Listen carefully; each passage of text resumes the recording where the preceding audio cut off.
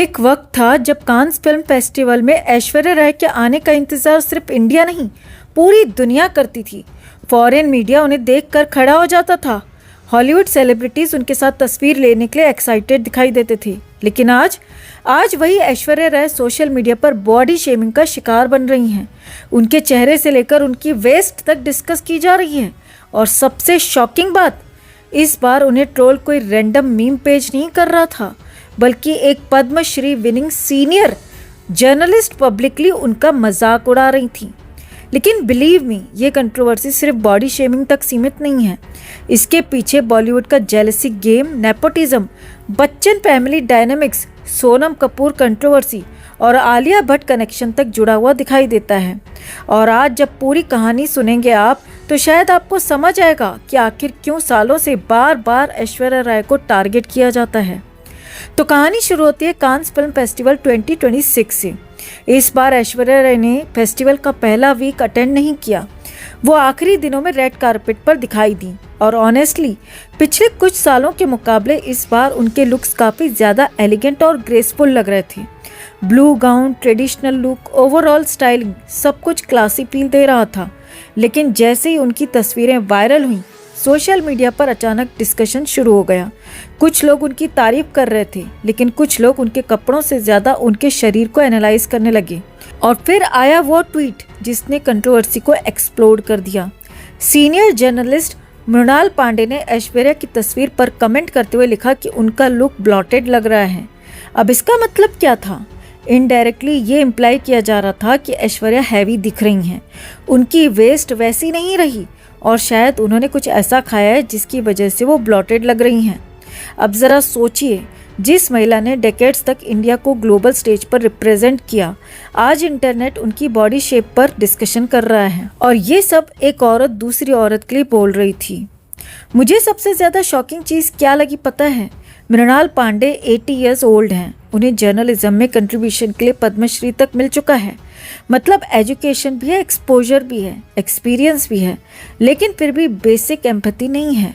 और ऑनेस्टली यही प्रॉब्लम है सोसाइटी की। आज की जनरेशन को बार बार लेक्चर दिया जाता है कि उनमें संस्कार नहीं है, लेकिन बॉडी शेमिंग, अपीयरेंस मॉकिंग, विमेन को एज के बेसिस पर इंसल्ट करना, ये सब डेकेड से नॉर्मलाइज किस जनरेशन ने किया? आज कम से कम यंग ऑडियंस ये सवाल पूछ रही है कि आखिर किसी वुमेन के पेट, वेस्ट या एजिंग प्रोसेस को लेकर इतनी ऑब्सेशन क्यों है? अगर कोई 20 साल की लड़की थोड़ी हेल्दी दिखे, ट्रोल। अगर 50 साल की वुमेन पहले जैसी ना दिखे, ट्रोल। मतलब विमेन लिटरली एग्जिस्ट भी कैसे करें सोसाइटी के हिसाब से? और शायद यही रीज़न है कि लोग इस बार ऐश्वर्या के सपोर्ट में खुलकर सामने आए। लेकिन यहाँ एक और इम्पोर्टेंट लेयर है। ऐश्वर्या राय सिर्फ बॉलीवुड एक्ट्रेस नहीं है, उनका इंटरनेशनल प्रेजेंस इतना स्ट्रॉन्ग है कि कांस जैसे फेस्टिवल में उनकी एब्सेंस तक नोटिस की जाती है।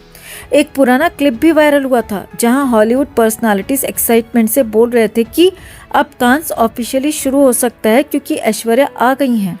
और ये कनेक्शन आज का नहीं है। फ्लैशबैक 2002 फिल्म थी देवदास। पहली बार ऐश्वर्या कांस पहुंची और उनका येलो साड़ी लुक आइकॉनिक बन गया। उसके बाद 2003 में लॉरियल ने उन्हें साइन किया और तब से लेकर आज तक उनका एसोसिएशन बना हुआ है। अब इमेजिन कीजिए, एक सेल्फ मेड इंडियन वुमेन जो किसी फिल्म फैमिली से नहीं आई, वो ग्लोबल लग्जरी ब्रांड्स का फेस बन जाती है। ऑब्वियसली इंडस्ट्री में कई लोगों को लगा होगा कि उन्हें रिप्लेस किया जा सकता है और यहीं से शुरू हुआ साइलेंट कॉम्पिटिशन। अब आते हैं सोनम कपूर चैप्टर पर। सोनम भी लॉरियल से जुड़ी, वो भी कांस जाने लगी। लेकिन उस समय लोगों को एक चीज़ नोटिस होने लगी थी, उनका एटीट्यूड। करियर प्रॉपरली एस्टेब्लिश होने से पहले ही उनमें एक सुपीरियरिटी दिखाई देती थी। और फिर आया वो इनफेमस स्टेटमेंट जब सोनम कपूर ने ऐश्वर्या राय को आंटी बोल दिया। अब टेक्निकली आंटी वर्ड गलत नहीं है, हम रोज़ यूज़ करते हैं, लेकिन मैटर टोन का करता है। और जिस टोन में सोनम ने वो वर्ड यूज़ किया था, वो क्लियरली ऑब्जेक्शनेबल लग रहा था। जैसे वो इनडायरेक्टली ये दिखाना चाहती हो कि ऐश्वर्या आउटडेटेड है और अब नई जनरेशन उनकी जगह ले रही है। लेकिन वही स्टेटमेंट उनके ऊपर उल्टा पड़ गया, क्योंकि लोगों को साफ दिख गया कि यहाँ कॉन्फिडेंस कम, इनसिक्योरिटी ज़्यादा बोल रही थी। और सबसे इंटरेस्टिंग बात, ऐश्वर्या ने पब्लिकली कोई ड्रामा नहीं किया, कोई फाइट नहीं की, वो साइलेंट रही। और आज रिजल्ट क्या है? आज भी कांस में ऐश्वर्या हेडलाइंस बनती हैं, उनके लुक्स ट्रेंड करते हैं, उनकी एब्सेंस तक डिस्कशन बन जाती है। लेकिन सोनम उस लेवल की ग्लोबल रिलेवेंस मेंटेन नहीं कर पाई और शायद यही रीज़न है कि ऐश्वर्या नेपोटिज्म कल्चर से बहुत इम्प्रेस नहीं दिखती, क्योंकि वो सेल्फ मेड हैं। उन्होंने मॉडलिंग की, पेजेंट्स किए, मिस वर्ल्ड 1994 जीता और फिर खुद से इंडस्ट्री में जगह बनाई। वैसे कई स्टार किड्स को शुरुआत से पावरफुल बैकिंग मिलती है और इसी कॉन्टेक्स्ट में लोग ऐश्वर्या का आलिया भट्ट वाला पुराना स्टेटमेंट याद कर रहे हैं। 2018 में उनसे आलिया के बारे में पूछा गया था और उन्होंने बहुत डिप्लोमेटिक लेकिन शार्प जवाब दिया। उन्होंने कहा कि आलिया टैलेंटेड हैं, लेकिन साथ ही ये भी कहा कि करण जौहर जैसी बैकिंग होना बहुत कंफर्टिंग होता है, क्योंकि तब आपको पता होता है कि लगातार अच्छे अपॉर्चुनिटीज़ मिलती रहेंगी। मतलब इनडायरेक्टली उन्होंने प्रिविलेज वाला पॉइंट हाईलाइट किया था। लेकिन यहाँ आलिया और सोनम में फ़र्क दिखा। आलिया ने कभी ओपनली डिसरिस्पेक्टफुल बिहेवियर नहीं दिखाया। जब भी उनसे ऐश्वर्या के बारे में पूछा गया, उन्होंने रिस्पेक्टफुली ही बात की और शायद इसी वजह से लोगों ने आलिया को उस तरह बैकलैश नहीं दिया जैसे सोनम को मिला था। लेकिन कंट्रोवर्सी का सबसे इमोशनल हिस्सा शायद ये है। पिछले कुछ सालों से सोशल मीडिया पर लगातार लोग ये ऑब्जर्व कर रहे हैं कि कई इवेंट्स में ऐश्वर्या को बच्चन फैमिली से उतना वार्मथ नहीं मिलता जितना मिलना चाहिए। स्पेशली आर्चीज प्रीमियर के दौरान लोगों ने नोटिस किया कि ऐश्वर्या और आराध्या को अलग तरह से ट्रीट किया जा रहा है।